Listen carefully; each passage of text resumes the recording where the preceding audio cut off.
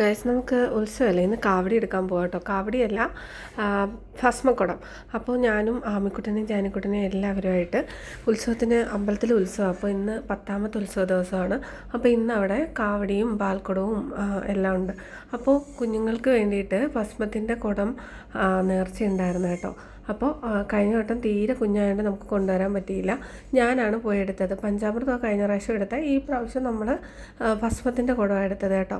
അപ്പോൾ രണ്ടുപേരെയും രാവിലെ കുളിപ്പിച്ച് ഒരുക്കി വൃത്തിയാക്കി അടിപൊളിയായിട്ട് ഞങ്ങൾ അമ്പലത്തിലേക്ക് പോയി. എന്നിട്ട് കുടം എടുത്ത് അവിടുന്ന് നടക്കാനുണ്ട് കേട്ടോ. ഞങ്ങൾ ശരിക്കും കുറച്ച് ലേറ്റായിട്ടാണ് എത്തിയത്.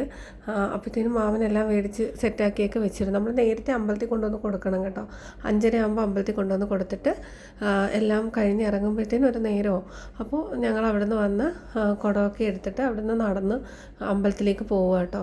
അപ്പോൾ ആദ്യമൊക്കെ വിചാരിച്ചത് പാടായിരിക്കും കുഞ്ഞുങ്ങളെയും കൊണ്ട് എന്ന് വിചാരിച്ചു. പക്ഷെ അവളുമാർക്ക് നടക്കാനായിട്ടോ ഇഷ്ടം. നമ്മൾ കയ്യിലിരിക്കുമ്പോൾ അവളുമാർക്ക് തറയിലിറങ്ങി നടന്നാൽ മതി.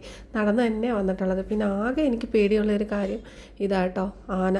ഇപ്പോൾ ഭഗവാന്റെ തിടമ്പും കൊണ്ട് വരുവാണ് ആന. 11 ആന എന്തോ ഉണ്ടായിരുന്നു. ഒരുപാട് ആന ഉണ്ടായിരുന്നു രാവിലെ. അതാണ് ഏറ്റവും വലിയ പേടിയുള്ളൊരു കാര്യം. ഭയങ്കര പേടി ആനേനെ.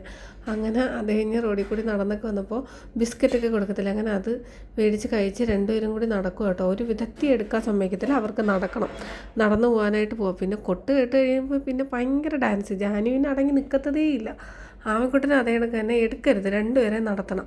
രണ്ടുപേർക്കും നടന്നാൽ മതി. അങ്ങനെ നടന്ന് അമ്പലത്തിലേക്ക് പോവുക. ഒരുപാട് ശൂലവും പറവക്കാവടിയും ഒക്കെ ഉണ്ടായിരുന്നു. അപ്പോൾ അവസാനം വിശക്കുന്ന കേട്ടോ കുഞ്ഞിന്.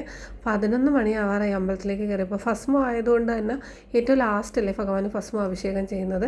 അതൊക്കെ കഴിഞ്ഞിട്ടാണ് വന്നത്. അവിടെ നിന്ന് ഓടി വീട്ടിൽ വന്നപ്പോൾ ദാ നിൽക്കുന്ന കേശവൻ വീട്ടിൽ, പാപ്പാൻ്റെ വീട്ടിൽ കേശവനെ കൊണ്ടുവന്ന് അവിടെയായിരുന്നു കേട്ടോ കെട്ടിയത്. അപ്പോൾ എല്ലാവരും കൂടി അവന് പേരയ്ക്കയും അതും ഇതുമൊക്കെ കൊടുക്കുക. അപ്പോൾ പൊടി എൻ്റെ അടുത്ത് കുഞ്ഞുങ്ങളെ കൊണ്ട് കൊടുക്കാൻ വേണ്ടിയിട്ട് കിടന്ന് വിളിച്ചപ്പോൾ ഞാൻ കൊടുത്തു വിട്ടില്ല കേട്ടോ. എനിക്ക് പേടിയാണ്. അതുകൊണ്ട് എൻ്റെ അടുത്ത് പിണങ്ങി പോയിട്ട് പൊന്നൂനെ കൊണ്ടുവന്ന് കൊടുപ്പിക്കുക കേട്ടോ. അപ്പോൾ അവളുമാർക്ക് ആർക്കും പേടിയൊന്നുമില്ല. പൊന്നും നച്ചുവും നന്ദുവും സോണിയും എല്ലാവരും. പാപ്പാൻ്റെ ഒരു അടുക്കളയിൽ നിന്ന് ഓടി വന്ന് കൊണ്ടുവന്ന് കൊടുത്തു. അവിടെ പേരൊക്കെ ഉണ്ടായിരുന്നു, അതൊക്കെ പിച്ചി കൊടുത്തു.